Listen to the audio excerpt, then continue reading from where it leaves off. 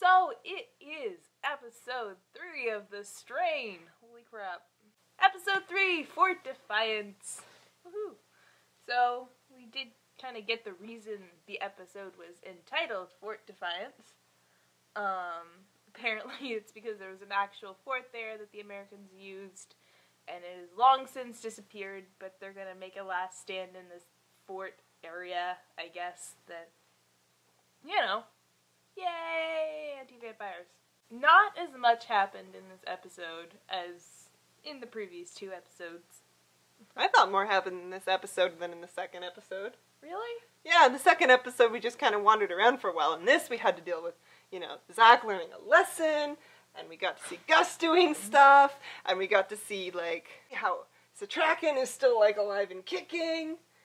I guess. I don't know. I felt like the other one was more tense, though. You were sitting there oh my god, are these people going to die? I thought last episode was more boring. Really? Yeah, I was more bored last episode. This time I was more entertained. I was sitting there in the last episode why are you getting into the swimming pool? Get out of the swimming pool. What the fuck is wrong with you? Why are you doing this to me? This episode, I'm like, yeah, you teach Zack a lesson, because I can't deal with this shit anymore. It's only been 3 episodes. In this episode, Eph and Nora are still trying to find a cure, and basically, it's not going too well. Well, it's too efficient. On the first test subject, it just kills it. It's just dead. Okay. No time to transfer, no nothing. So yeah, the woman dies and there's still the man left. Zack decides that he wants to go back to Queens. So he hops on a freaking bus. What the hell, kid? What? Do you not realize? You hopped on a bus to go home to where your mother is not? Because she's turned into a monster?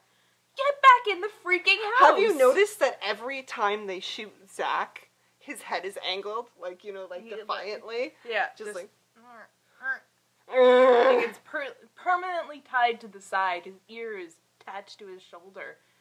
I'm so angry. We didn't talk about the opening. Goth Rocker is walking through an alley downtown, dragging a sack of dirt. And 2 cops pull up in a car and they're like, what do you got there? Oh wait, you're that Goth Rocker. And the cop, opens the bag, it's oh, it's full of dirt. You're so high, buddy. And the guy sticks his hand in the dirt and we're like, not the worm dirt. And even the Goth Rocker's you don't want to do that. And the guy's like, sure I do.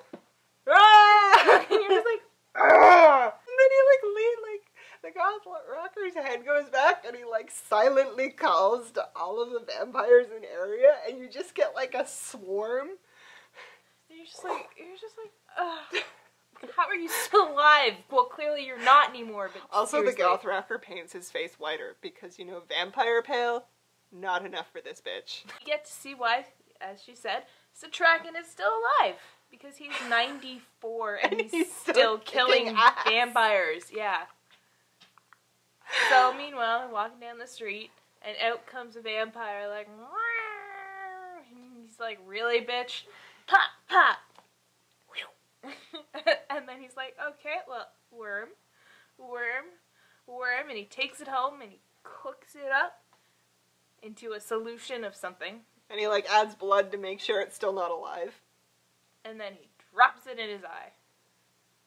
And, it's clear that he's done this before. That's the thing. The fun thing. You're not what are you doing? Why are you experimenting? Trial and error. Yeah, let's just see what happens. No, he knows what he's doing. He's got the formula down. He's looking at it in a microscope to make sure it's not going to kill him. So he drops it in his eye, and it doesn't really go well. He proceeds to, fall over. Yeah.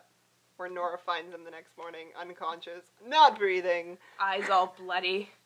And so she naturally demands to know what the fuck just happened.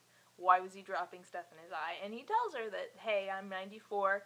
I need this to live because I am not dying before I wipe the master off the face of the earth. And Nora, she's clearly upset, doesn't like it, but she doesn't judge him, which is Yeah.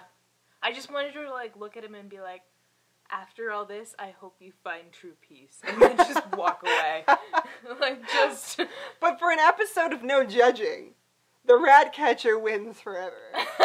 the Ratcatcher's amazing. Oh god, I love this man because he's just like, okay, we're gonna blow up the tunnel and like stop them from coming in to Manhattan and na. And I love F. F's like, you'll never hear me say that ever again. I love F. F is like, is this foreplay for you too? Yeah, because they're clearly like flirting and feeding each other. And so they go into the subway. It's like, okay, if we take out here and here, and she wants to find her ex-girlfriend. And the Ratcatcher, her current lover, could be like, no, you're with me now. No. He's like, okay, yeah, we can do that. Like, no problem, let's go do it. Because I need you on your, like, A game when we're doing our shit. But yeah, no problem, let's go find your girlfriend. Not like, oh, why do you need her? Or, screw that bitch, she left you. Or, like, none of that. None of that. He's so awesome. He's, like, perfect. He's just like, yeah, sure, fine. I care about you, I'll help you. You're just like, oh, this is you're so amazing. Healthy relationship. So she goes and she talks to her ex-girlfriend's mother, who's probably a bit of a bitch, but probably also justifiably a bitch too. Blames Kesha for everything. Maybe stuff that she shouldn't sometimes. Calls her a vampire.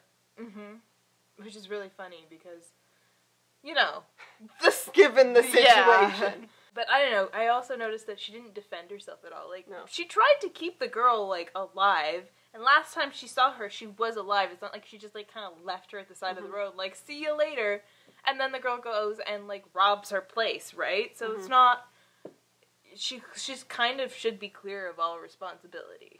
But, you know, that pesky thing, emotion, that, you know. There's that, so she's clearly carrying around a lot of guilt. Yeah. Other people are making, like, serious, like, chunks into the vampire uprising. Staten Island is clear because, like, lady politician from the last episode is actually doing what she said she was doing. And she does it in the most medieval way possible. She hosts this press conference, which is actually on, like, Toronto Island. Totally funny. And she's got, like, this big black thing behind her, and she's like, I'm making my speech. You know, we're making this city clear. And then she pulls the black cloth off, and you've got these vampires strung up, decapitated, body, head. And there's about, like, 5 of them. And she's like, we're putting this up to show them that, you know, we're not taking their shit, and we're free and clear, and that's what kind of zone this is. And you're like, whoa, lady. Oh my god. Oh, you're efficient. And also, very scary. And the mayor is just like, okay, I want you to do this to Manhattan, but the catch is, we gotta come off as a team. And she's just like, okay. Fine, whatever, we're doing this. So I don't want her to die. I want her to keep fighting. I want her to put up a really, really good fight. It would be interesting, especially since she could be a good, like, foil to the main group. Like, another 28 Days Later analogy, how you have, like, the main group of characters, and then in the second half of the movie you run into the military people. 2 completely different forms of survival. So, yeah, she's off. Gus, on the other hand, is in training with Folksy and his band. He's learned how to take them out. That was so cool! Yeah. I know you kind of had a problem with it, because you thought it was a little bit, like... unsafe? He was like, Folksy's like up top, he's like, okay, you ran out of bullets, hand to hand. And you're just like, oh my god. Jesus! You can't fight these things hand to hand. Well, like, you can, because Gus, like, does some dodging, and then just, like, reaches in and rips the stinger out, like, full on, like a yo-yo. You know, just, like, unwinding a yo-yo. It's like, alright, out you come. Or like a fruit roll-up. Yeah. And he pulls it out. No, you know what it's like? It's like one of those magic tricks with the scars. Yeah, that's awful, but exactly what it is. That's exactly what it's like. So, yeah, that was disturbing, and also I was just worried for his health, because... worms! Worms. No one takes these worms seriously. It's like, oh, you know, worm infection can happen when it's viable for the plot. Yeah, exactly. That's exactly what it is. So, yeah, they're like, okay, well, we're training you for this secret mission where we're going to go and we're going to capture Eldritch Palmer. And you're like, oh, fuck, this is gonna go swimmingly. And so, we also have to note that Eldritch Palmer has a new bodyguard. Bodyguard is the Goth Rocker, and one of the more, like, entertaining scenes where Icorse shows up with the Goth Rocker and he's like, hello, Eldritch. Your security guards have almost screwed us over. I present Bolivar to be your new bodyguard. and Eldritch Palmer's like, thanks, but no thanks. And he's like, no, I insist. And Eldritch Palmer's like, okay. Good on him. Like, if he, like, had fought that anymore. Whoops. I would have been totally okay with that. Gus and Folksy's band infiltrate Eldritch Palmer's building. And that was amazing. That was amazing how they do it. I won't spoil it for you. It's glorious.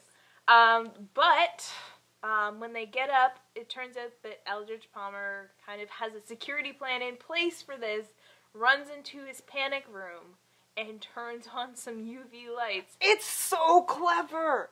Like, so clever. I'm so surprised that the Ratcatcher hasn't thought about something like this. Or frickin' Satrakan. Like, you would have thought that Satrakan would have UV lights in his, like, previous lair. Like, when they had to flee. Like, you know, flip a switch, just, they can't get you. They can't come in. Like, they just melt. And that gives you so much more time to escape. So good. I'm so mad. And yeah, because I guess we should take a moment to say goodbye to Folksy. Moment of silence. You were awesome. From the moment you came on screen. We are going to miss you and your vampire SWAT team. That moment when you, like, rescued that family. Just that ridiculous, what the hell is happening moment. I'm gonna miss it. I'm gonna miss your voice. I'm gonna miss your attitude. I'm gonna miss, like, I want to know how come you had the scars across your face. There's so much we could have learned from you. I want to know, like, whose, like, family you were from. How did you become, like, the head of a SWAT team? I wanted you to improve Gus some more. I wanted you to give more folksy advice. I just wanted to listen to you talk. I know, it's awful. Rest in peace, you fantastic vampire bastard. I mean, you don't technically see him die, but there is no way in hell a vampire is coming back from that. Like, you are in a pit of UV light. You're done. That's. And Eldritch Palmer isn't gonna be like, let me keep one for questioning. Yes, let's give one to Icorse. No, he's just gonna be like, hey, look, a puddle. There is also this interesting scene between Eldritch and his assistant. We should really learn her name. But anyways, where she's like, no, I know what bad people look like, and Icorse and Bolivier, not good people. But Eldritch is like, it's okay, I'll protect you. I'm doing good, but we have to deal with some bad people. And you're like, lady, you just said your gut is telling you that these are awful people. Maybe you should run. How can Eldritch Palmer pass that gut test? I don't even know. Because he has never shown really, like, everything he has ever done has been for himself. Like, he caused this whole freaking thing. It's like Littlefinger in Game of Thrones. Littlefinger caused the shit show that is Game of Thrones. None of this would have happened without Eldritch Palmer. He's the one who brought the Master in. Like, shouldn't that be like going, wah, wah, wah, wah, get out, get out, get out? Yeah, like your internal senses should be telling you that is not okay. So there is the conclusion to what we set up with Zack and Eph. Because Eph flips his shit. Thank fucking God. Woo! So Eph takes this rare opportunity to do some tough love parenting. It's so good. I'm such a sadist. But, like, okay, this, like, Eph it's like a total like flip for him because F is like, I'm going to keep Zack safe. I'm going to keep Zack out of everything. I'm going to protect Zack. I'm going to keep Zack in a little vampire-free bubble. He grabs Zack by the scruff of his neck and like slams him up against like the coffin thing that's holding test subject number 2. And it's just like, this is a vampire. And I'm just like, oh my god. If that thing wasn't over its face, it'd be eating you right now. It would suck you dry. And we're like, okay. Calm down. He gets the point now. And I'm just like, oh, you fucking tell that kid, because if he pulls this shit again, I swear to God, I will feed him to the vampires myself. Holy fucking crap. And then, of course, F also threatens the test subject. Being like, oh, you can see me, can't you, master? Well, guess what? You think you're gonna send my vampire wife after my kid? Well, I'd rather kill him. And I'm just like... Okay. Alright. And this is how Ant-Man happens. Just saying. Oh, make the best mashup ever, don't you think? Oh man, when Ant-Man comes out, I am gonna do the best trailer mashup. You know, it would totally explain why the villain in Ant-Man is so psychotic. He's just been F. He stopped the vampire plague, and you just can't get over that. No. Everybody else, he lost his hair. His mind is broken. All of his friends are dead. His son is dead. His wife is dead.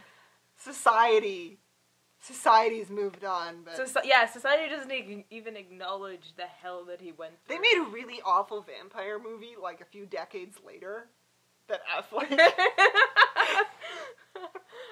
Oh, yeah. Oh my god, it works too well. It explains why Corey Stoll in Ant-Man hates Hank Pym so much. It's just a redo of, F and Satrakin. This is great. If we aged him down like 10 years, yeah, it would work. Okay, look at that. So, new movie.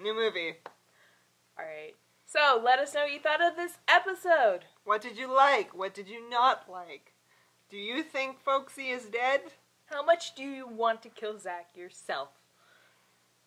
Alright. So, bye guys!